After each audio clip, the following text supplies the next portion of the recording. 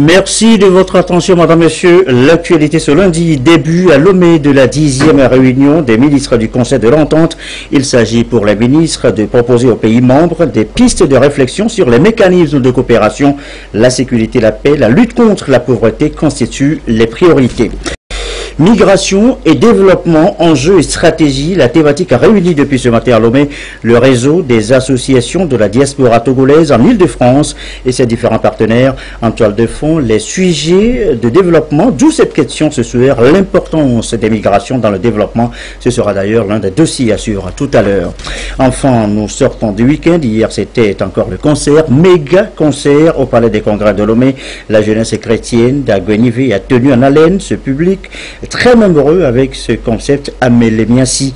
5 heures de show inédit. Le résumé tout à l'heure en fin de journal avec Rachel Awoku. Voilà, madame, monsieur, le sommaire. Bienvenue. Bonsoir à tous. Bonsoir. Excellent début de semaine. Nous vous l'annoncions donc hier. Nous vous l'annoncions donc tout à l'heure. Ça y est. Les ministres du Conseil de l'Entente sont donc réunis à Lomé depuis ce matin. L'objet, eh bien, c'est de définir pour les États membres les mécanismes de coopération. Les domaines de la sécurité, de la paix, la lutte contre la pauvreté sont prioritaires. C'est le ministre togolais Robert Doucet qui dirige les travaux. Augustin Kossi.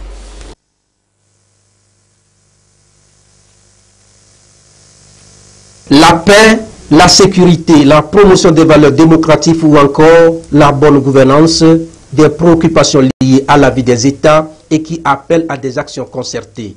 La lutte contre la pauvreté et la faim, autant des défis auxquels sera consacré le budget de gestion exercice 2017 du Conseil de l'Entente. À cette rencontre de Lomé, 3 dossiers sont soumis au Conseil des ministres de cet outil d'intégration régionale. Le rapport d'activité du secrétariat exécutif, la réforme du Centre régional de formation et d'entretien routier CERFER, et le projet de budget examiné par le groupe des experts.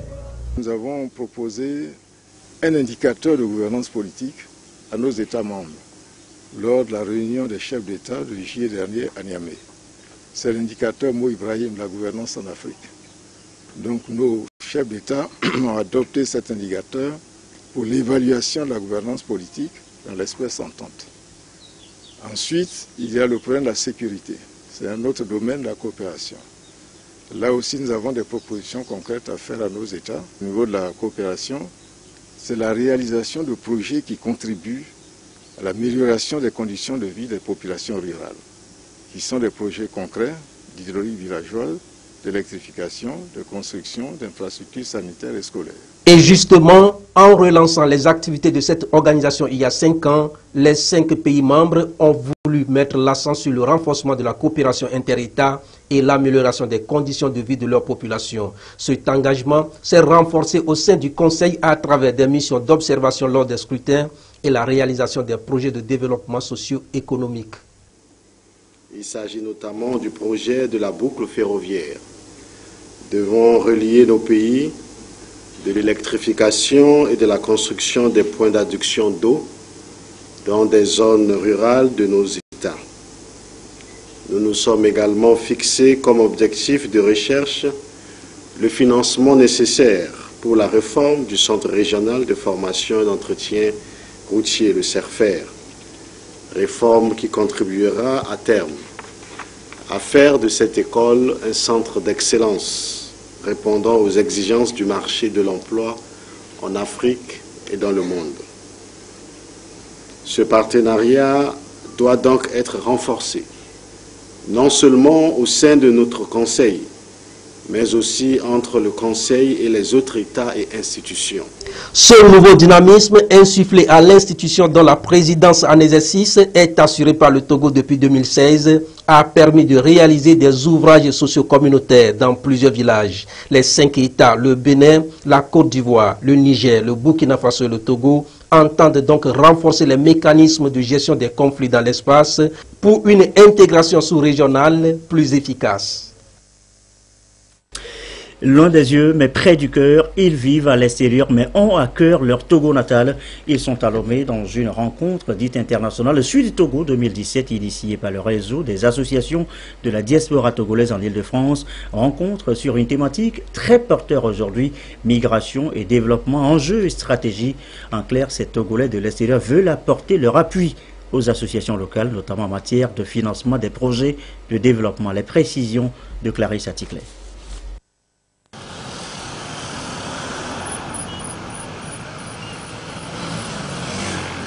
Les Togolais qui vivent à l'étranger par la migration au sud comme au nord croisent ici leur regard sur les questions de développement. Il s'agit surtout de redéfinir le rôle et l'implication des migrants dans le développement de leur pays d'origine. Le réseau des associations de la diaspora togolaise en Île-de-France, RACTIF, propose à cet effet un mécanisme de financement des projets des associations et ONG locales par le biais du Forum des organisations de solidarité internationale issues des migrations, FORIM. Le problème du FORIM, on ne peut pas envoyer de l'argent directement à une association ou à un ONG directement au Togo. Il faut passer par RADIF, qui fait la courroie de distribution. Voilà.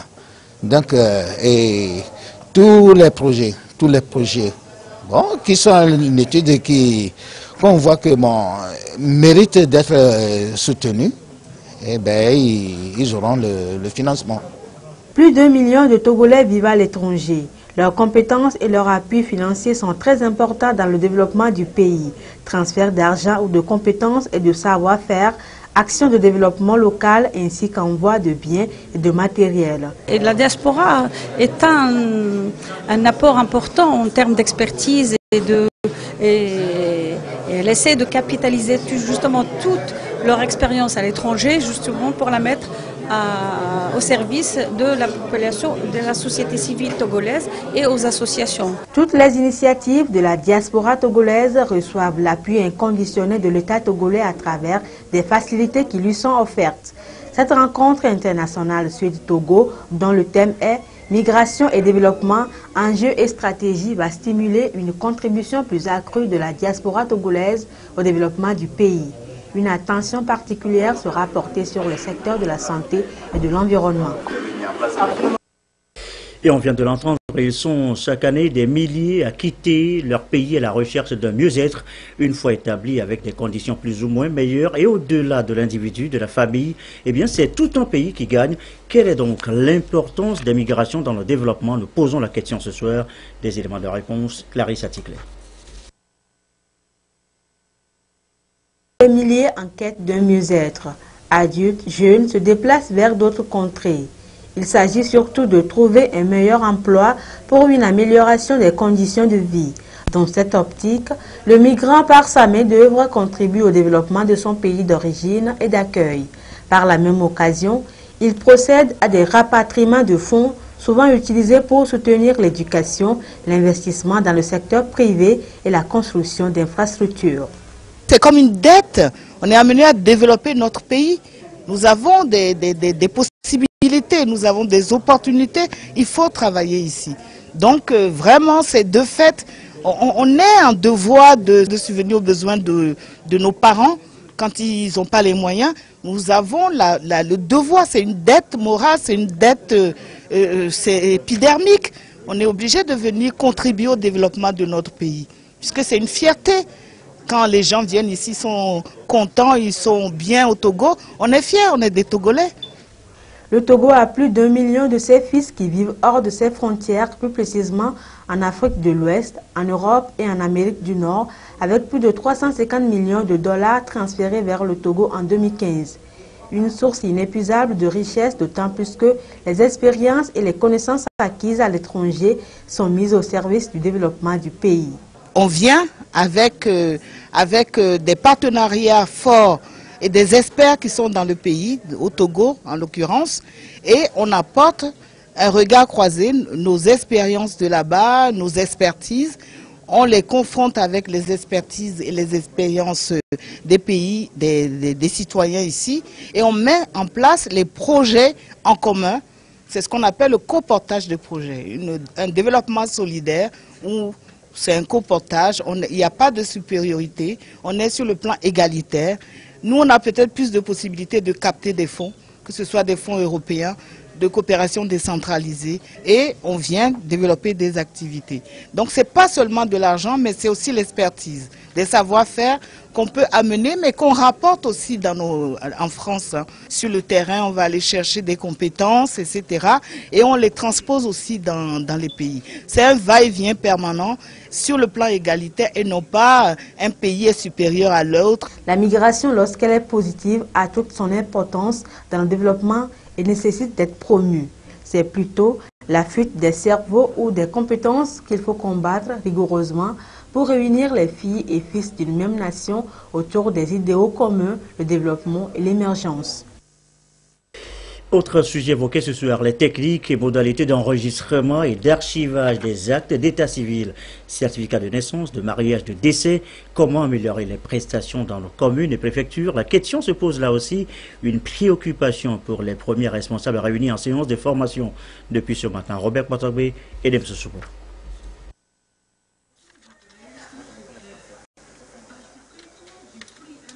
Des centaines de faits d'état civil sont délivrés ici chaque jour à la mairie centrale de Lomé, à l'instar des autres communes et préfectures du Togo. Des actes d'état civil tels que la naissance, le mariage et le décès y sont retirés par des collectivités locales pour servir et faire valoir ce que de droit. Il se pose cependant un souci dans les procédures d'enregistrement et d'archivage de ces faits d'état civil, ce qui est un manquement grave et une entorse à l'amélioration et à la gestion de l'ouvrage communal. Les responsables d'état civil des communes et préfectures du Togo reçoivent donc la formation nécessaire en la matière pour plus d'efficacité dans leur action. D'abord, il y a une question d'harmonisation. C'est tous les chefs d'état civil du Togo qu'on a essayé de rassembler au cours de cet atelier. Il faut une harmonisation. Parfois, il y a des distorsions dans les enregistrements. Parfois, même en ce qui concerne la perception, normalement un acte d'état civil est gratuit. C'est gratuit. C'est les copies qui coûtent. Mais vous voulez avoir un acte de naissance, c'est gratuit, c'est 0 franc. Ça, les gens l'ignorent. Non, le mariage, non. Mais il faut quand même payer quelque chose et il faut que tout ça soit harmonisé.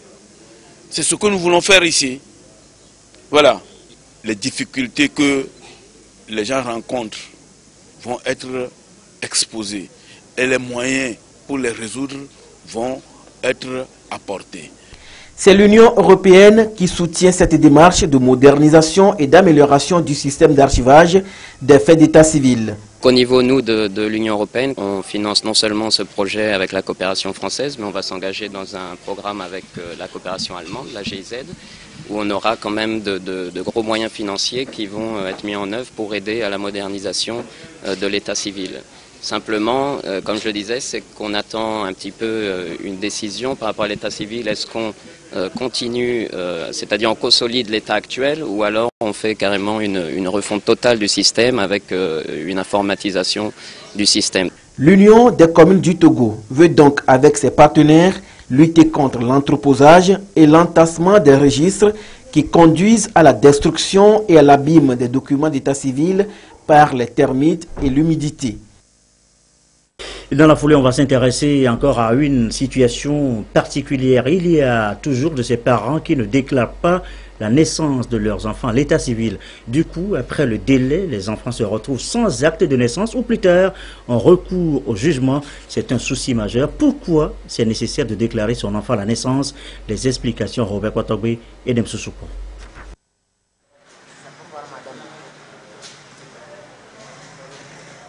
Ne pas doter un enfant d'acte de naissance est une violation grave des droits fondamentaux de ce dernier, puisque seul l'acte de naissance donne droit à une existence légale à l'enfant ou à tout être humain. Malheureusement, beaucoup de parents l'ignorent. Les données du rapport de l'enquête par GRAPS à indicateurs multiples de 2010 indiquent qu'au Togo, 22% des enfants n'ont pas été enregistrés à l'état civil. On note, selon le même rapport, que seuls 35% des enfants régulièrement déclarés détiennent réellement l'acte de naissance, ce qui montre que la plupart des actes ne sont pas retirés. C'est triste. Nous nous retrouvons après un état des lieux que nous avons fait jusqu'à la fin de l'année 2016. On se retrouve aujourd'hui avec plus de 15 000 actes de naissance non retirés qui remonte aux années 63. Comment pouvez-vous comprendre qu'un registre qui comprend 16 feuillets, qu'en 2016, 91 personnes n'ont pas retiré l'acte de naissance? Pourquoi? Les états civils sont rapprochés des populations. Mais malheureusement, on constate que les populations n'ont pas assez d'informations. Par exemple, que lorsque on a un enfant qui vient de naître, le délai fixé par l'État, c'est 45 jours. Passé ce délai, il faut recourir au tribunal pour avoir un jugement supplétif. Les défis liés à la déclaration effective des naissances par les communes sont donc réels au Togo et méritent d'être pris au sérieux pour permettre aux enfants de jouir pleinement de leurs droits. Je souhaiterais vraiment, au nom de la mairie, que la population comprenne que quand je viens déclarer un nouveau-né, qu'on sache que c'est gratuit et que le formulaire qu'on vous donne à remplir, nécessairement, il faut mettre son contact. Comme ça, lorsqu'on ne vient pas retirer, nous, on est prêts, on prend sur nous de les appeler. Venez retirer l'acte de naissance de votre enfant. C'est le tout premier cadeau qu'on peut faire à un enfant lorsqu'il fête son anniversaire. Mais une question se pose, qui peut effectivement déclarer un enfant et où peut-on le faire? D'office, l'enfant est déclaré par le père ou la mère. Mais il peut arriver dans certaines situations où ces deux personnes sont indisponibles. En ce cas, un oncle, un cousin, une tante peut déclarer l'enfant. Et d'ailleurs, la loi prévoit que toute personne qui a connaissance de la naissance d'un enfant est tenue de saisir les autorités compétentes pour la déclaration de cet enfant. Les communes et les préfectures constituent donc des secteurs publics de proximité et les usagers sont appelés à y faire recours pour tout dossier d'état civil sans difficulté. Il n'y a pas d'attestation de naissance pour les enfants abandonnés. Mais une chose est claire, lorsqu'un enfant est abandonné, il a droit à un nom. L'agent d'état civil qui est saisi ou l'officier d'état civil qui est saisi est tenu de donner un nom et plusieurs prénoms à l'enfant. Il doit s'assurer que le nom ne porte pas préjudice à l'enfant. Lorsqu'on a un jugement supplétif, automatiquement, il faut courir à l'état civil de son lieu de naissance pour faire la transcription, pour avoir l'acte de naissance au cours de l'année en cours. Mais malheureusement, il y a des gens qui ont des jugements, par exemple, de 2016, qui vont venir en 2017 pour demander la transcription, ce qui n'est pas possible. C'est pas comme ça. Eh bien, on est obligé de faire photocopie de ce jugement et de le légaliser et de l'avoir tout le temps. Le constat actuel au Togo est que, de manière générale, un enfant sur 3 dispose de son acte de naissance, ce qui constitue un frein à l'évolution de certains enfants sur le plan de l'éducation, d'accès aux services de santé et plus tard sur le plan professionnel et même pour faire prévaloir ses droits en tant que citoyen.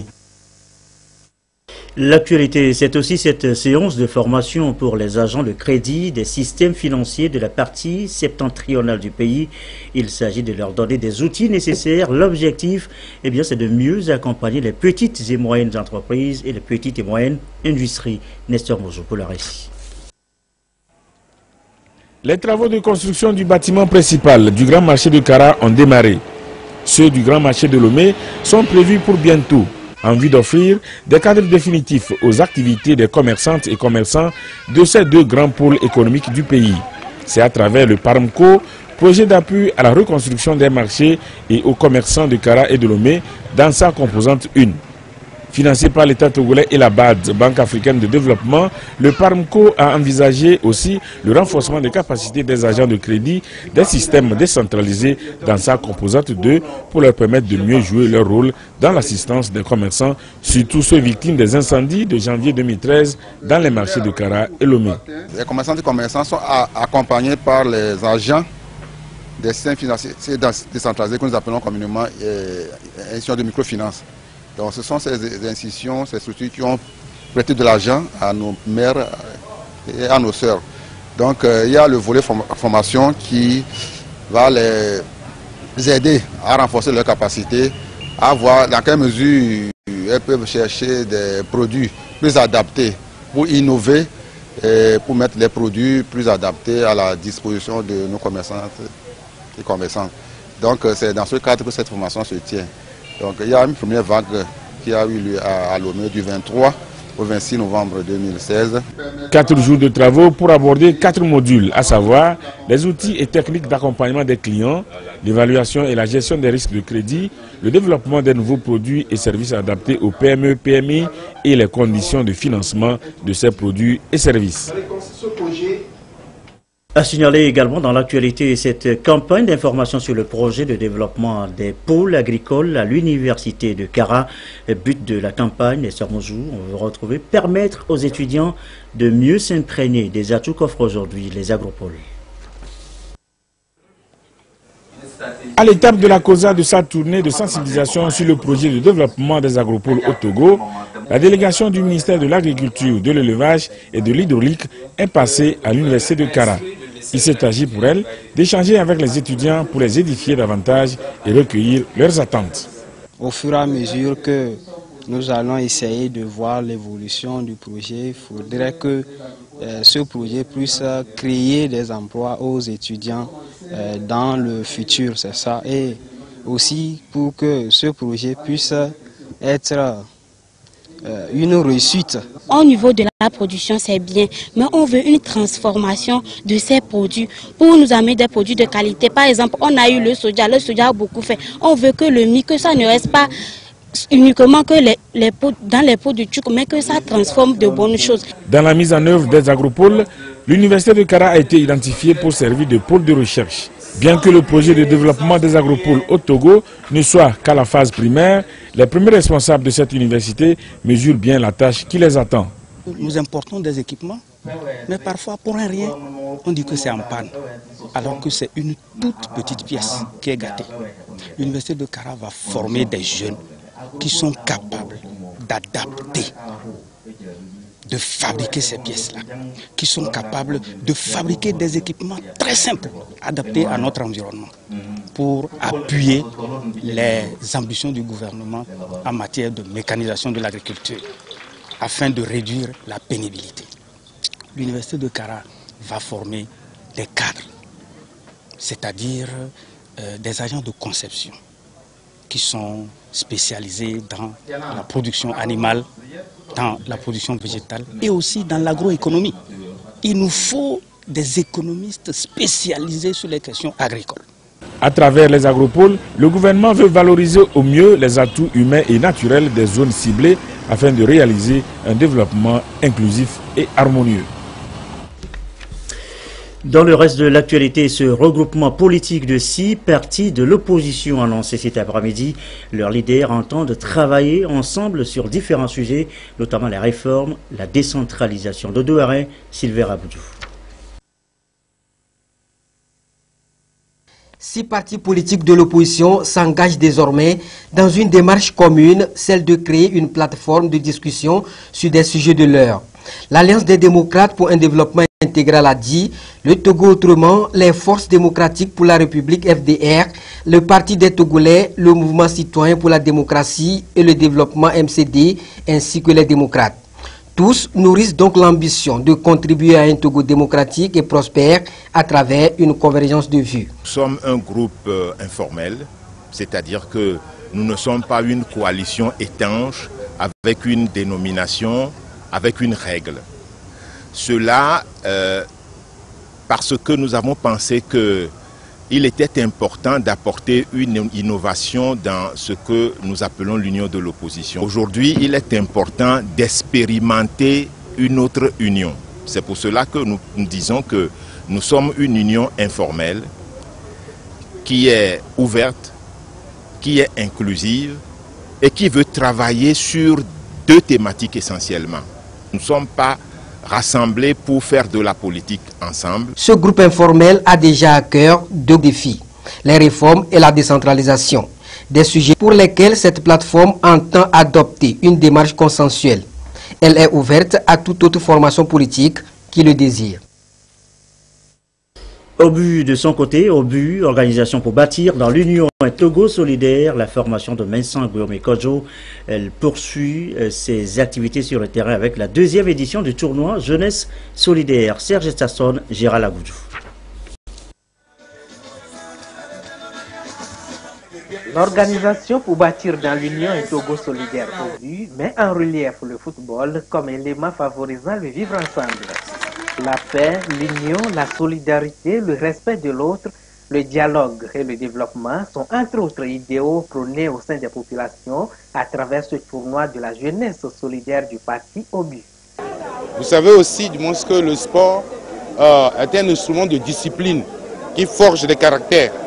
C'est la raison pour laquelle la jeunesse solidaire de notre formation politique a initié ce tournoi. Nous sommes conscients aussi que cette jeunesse a sa place, a son rôle à jouer dans plusieurs domaines pour la transformation de la société, pour construire une société de paix et de prospérité partagée. Dès que nous franchirons cette étape-là et qu'on parlera maintenant des élections locales ou législatives, nous nous apprêterons pour y aller. Démarrée depuis le 17 décembre dernier, cette compétition a connu la participation de 8 équipes dans la préfecture du Golfe. La phase finale a mis aux prises Zèbre FC de Baie d'Anguife en jaune et noir et Jeune Talent FC de Baie en bleu. La rencontre a été marquée par 2 buts partout à l'issue des 90 minutes. Il a fallu donc les tirs au but pour connaître le champion du tournoi. Et c'est l'équipe de Jeune Talent FC qui a pu tirer son épingle du jeu sur 5 tirs marqués contre 4 dans le camp de Zèbre FC. Je remercie le président, M. Agboueme, pour cette organisation. Bon, ce qui nous a permis de cette victoire, voilà notre cohésion qui est là, c'est pour cela. La victoire est déjà là, donc à ce qu'on prie le bon Dieu pour qu'on célèbre notre victoire. Le match de classement a opposé Rahou FC de Bepa de Souza en jaune et noir à l'équipe Kano FC de Zosime en bleu. Score final, 1 but partout. Même scénario, des séances de tir au but. À l'issue de l'épreuve, c'est l'équipe de Kano FC de Zosime qui a pris la 3e place sur un score de 3 tirs marqués contre 1 dans le camp de Rahou FC. La même compétition sera organisée dans d'autres localités à l'intérieur du pays dans les prochains jours. Et notez aussi ce communiqué conjoint du ministre de la fonction publique, du travail et de la réforme administrative et du ministre de la planification, du développement. À l'issue des délibérations, les résultats suivants ont été proclamés, sont admis par ordre de mérite au concours interne de recrutement des cadres moyens de la statistique, session du 12 et 13 décembre 2016. Les candidats dont vous pourriez consulter les noms dans le quotidien national Togo Presse. La rentrée est fixée au lundi 9 janvier 2017 à 7 h à l'École nationale d'administration ENA. Le concert maintenant, le méga concert hier au Palais des Congrès de Lomé, nous l'annoncions tout à l'heure en titre, le show inédit de la jeunesse chrétienne d'Aguenivé, succès assuré. Le concept Amélie Miassi en exhibition pendant 5 heures de temps. Le résumé ici par Rachel Aoukou.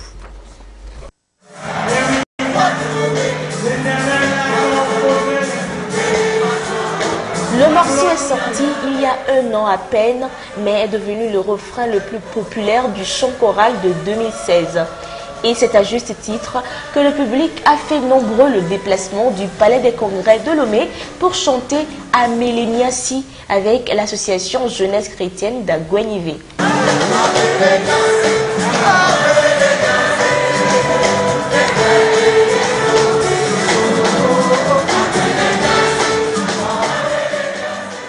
Nous les chrétiens, nous avons un Rédempteur qui est notre Seigneur Jésus-Christ.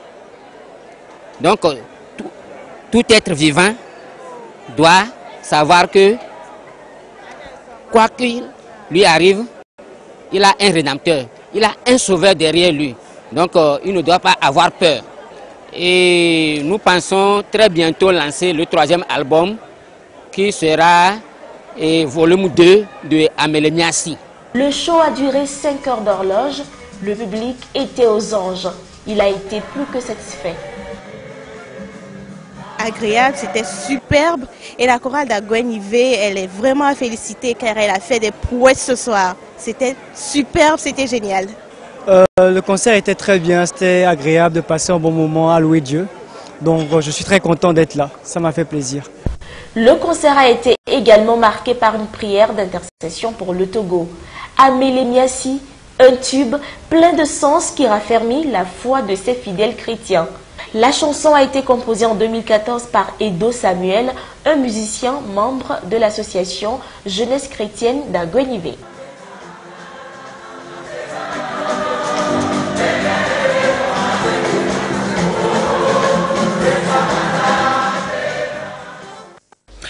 Pile 20h30, c'est tout en cœur donc que se referme cette édition du soir. Je vous souhaite une très belle soirée.